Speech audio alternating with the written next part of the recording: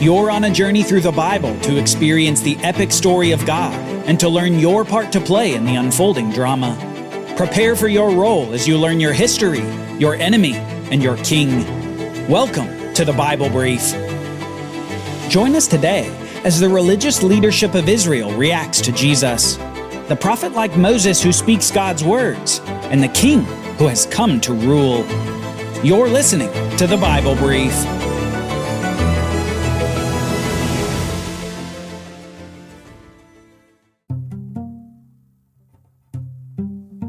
Since the baptism of Jesus by the prophet John, Messiah has been doing the unexpected.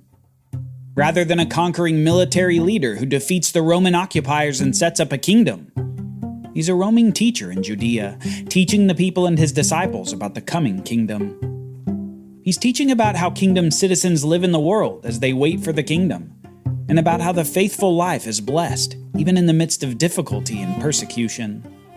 Messiah is teaching about the law, demonstrating that the real standard of the law of Moses is the standard of total righteousness from the heart and in the mind. He's revealing that this standard is so perfectly righteous that it can only be satisfied by God himself. Human corruption, inherited ever since Adam and Eve in the garden, leads humans to inevitable sin, and this sin makes everyone fall short of the perfect glory and righteousness of God. Though ultimately fulfilling the kingly office, Jesus is primarily acting as a prophet in his earthly ministry of teaching and preaching. He's a prophet like Moses, speaking the words of God to Israel, like Moses way back in the wilderness with the Israelites.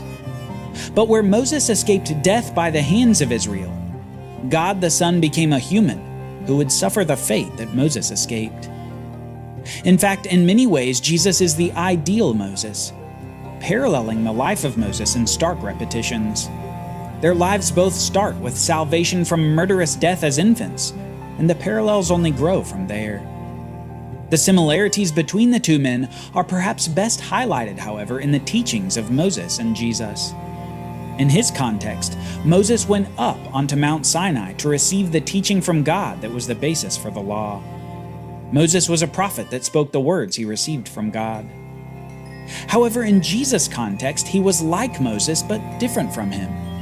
Jesus also goes up on a mountain to deliver his famous sermon, but the difference is the source of the words. Jesus doesn't receive the teaching from anyone. Instead, he himself is the source of the words of God. God the Son, communicating the very words of God, the ideal prophet. Now, this similarity between Jesus and Moses should help us understand Jesus in the Gospels. He's primarily exercising his role in the office of prophet while he's teaching in Judea. He's going around like the prophets of old and telling others God's words, that is, his own words. And just as with those prophets of old, there are some who listen, believe, and accept his message, and there are some who reject his message and seek to silence him. What is Jesus' message? That the kingdom of Messiah is coming and has to be entered humbly by God's mercy and through God's righteousness received by faith. Faith not merely in the message, but in the God who will accomplish the message, the same God who is proclaiming this message all around Judea. But this kingdom message of humility, mercy, and faith is hostile to a proud and sinful world. In fact, it attacks the very foundations of the style of righteousness measuring that the Pharisees and other leadership had grown so fond of. Jesus' message was a message not just of a coming kingdom, but of himself. The king who would rule the kingdom only entered through the grace of God. In rejecting the message of Jesus, Jesus himself was rejected. And in rejecting him, the kingdom was rejected. Throughout the ministry of Jesus, this prophet like Moses, we see the beginnings of rejection by the religious leadership in Israel. Rejections formed through the hardness of heart and the faithlessness in the power of the Messiah. One day Jesus was teaching, and the Pharisees and teachers of the law were sitting there. People had come from Jerusalem and from every village of Galilee and Judea, and the power of the Lord was present for him to heal the sick. Just then, some men came carrying a paralyzed man on a mat. They tried to bring him inside to set him before Jesus, but they couldn't find a way through the crowd. So they went up on the roof and lowered him on his mat through the tiles in the middle of the crowd, right in front of Jesus. When Jesus saw their faith, he said, "Friend, your sins are forgiven." But the scribes and the Pharisees began thinking to themselves, "Who is this man who speaks blasphemy? Who can forgive sins but God alone?" Notice their question. Who is this? Who is this who speaks blasphemies? They assume with no evidence that Jesus can't forgive sins, and so they accuse him in their thoughts of speaking falsehoods about God. Further, they ask another question in their minds that rings with irony. Who can forgive sins but God alone? They rightly understand that only God can forgive sins, but they wrongly assume that Jesus couldn't be God in the flesh. And knowing what they were thinking, Jesus replied, "Why are you thinking these things in your hearts? Which is easier, to say, 'Your sins are forgiven,' or to say, 'Get up and walk'?" Jesus in effect says to them, "Look, anyone can say your sins are forgiven, but no one but God could be involved in the healing of a man from paralysis." Then he continues saying, "But so that you may know that the Son of Man has authority on earth to forgive sins," he said to the paralytic, "I tell you, get up, pick up your mat, and go home." And immediately the man stood up before them, took what he had been lying on, and went home glorifying God.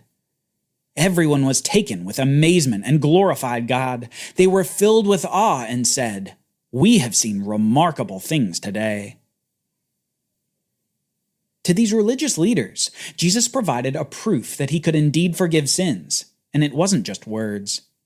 He could forgive because he had the power to forgive. And to prove that he had the power, he simply said to the paralyzed man, "Rise and walk." Jesus showed them a miracle similar to the signs that God gave the Israelites throughout the Hebrew Bible.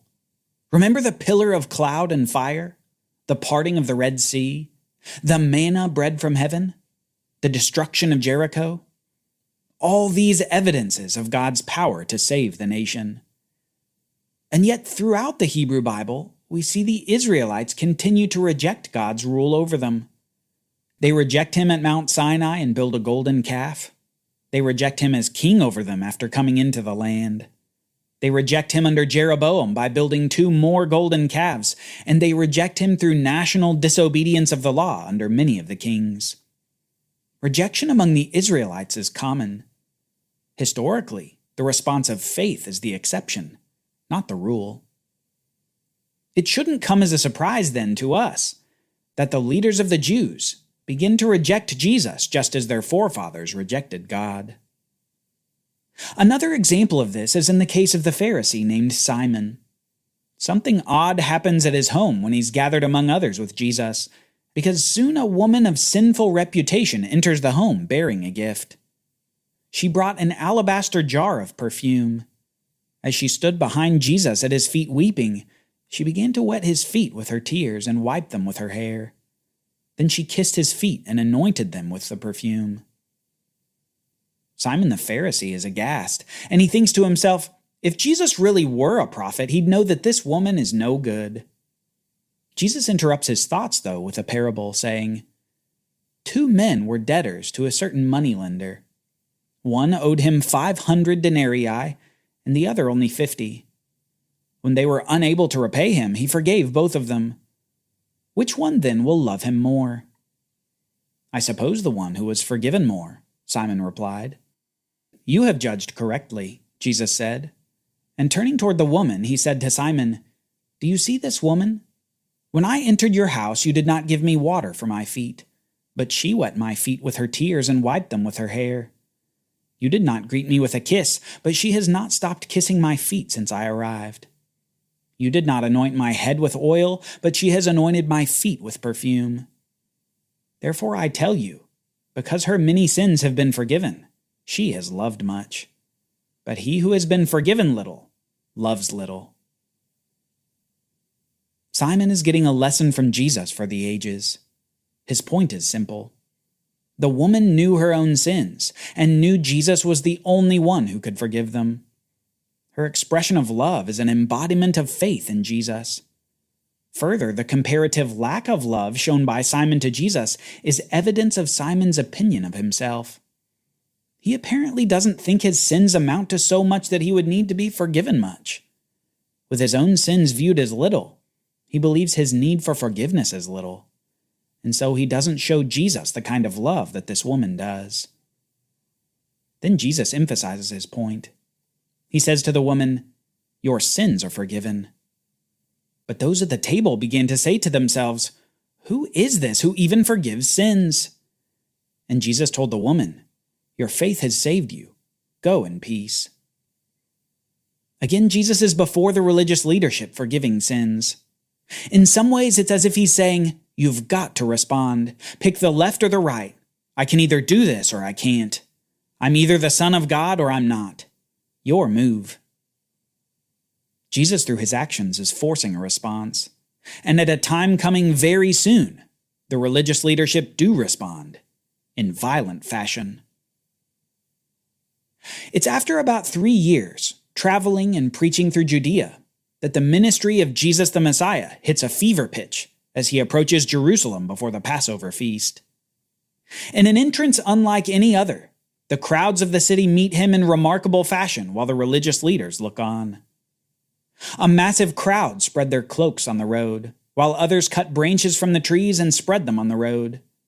The crowds that went ahead of him and those that followed him were shouting, "Hosanna to the Son of David! Blessed is he who comes in the name of the Lord! Hosanna in the highest!" When Jesus had entered Jerusalem, the whole city was stirred and asked, "Who is this?" The crowds replied, "This is Jesus, the prophet from Nazareth in Galilee." In this monumental event, the crowds are identifying Jesus as the Son of David, that seed of David who would inherit his throne, and they identify him as a prophet who speaks God's words. The crowd is getting it right, and the religious leadership is beginning to worry. Later in the same week, Jesus is in the temple of Jerusalem, and the blind and the lame come to him at the temple, and he healed them. But the chief priests and the scribes were indignant when they saw the wonders he performed, and the children shouting in the temple courts, "Hosanna to the Son of David!" The highest religious leadership in the nation are indignant, and they're upset at what the children are saying about Jesus. Wasn't he going to correct them? Wasn't he going to tell them that he wasn't the Son of David, the Messiah? Wasn't he going to tell them to look for another? "Do you hear what these children are saying?" they asked. "Yes," Jesus answered. "Have you never read, 'From the mouths of children and infants, you have ordained praise'?" These children know exactly who Jesus is. The religious amateurs, the fishermen, the prostitutes, the tax collectors, they know who Jesus is. The religious leaders? Well, they had been stuck at the same question through all of Jesus' ministry. They kept saying, "Who is this? Who is this who forgives sins? Who is this so-called Son of David?" But it would be this week, the week of Jerusalem welcoming their king, that these religious leaders would finally show their hand. Soon the chief priests and the elders of the people assembled in the courtyard of the high priest, whose name was Caiaphas, and they conspired to arrest Jesus covertly and kill him. For the religious leaders, the question, "Who is this?" finally had an answer. Who is this? He's a dead man walking.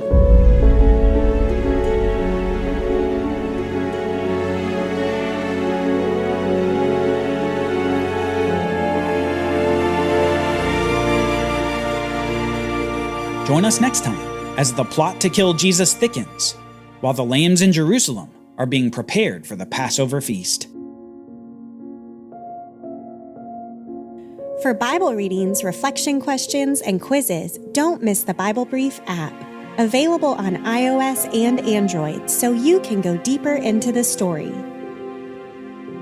The Bible Brief is a project of the Bible Literacy Foundation, a nonprofit dedicated to helping you learn the Bible. Give to support the Bible Brief by visiting BibleBrief.org or tap the Give link in the show notes. Thank you for supporting the Bible Literacy Foundation.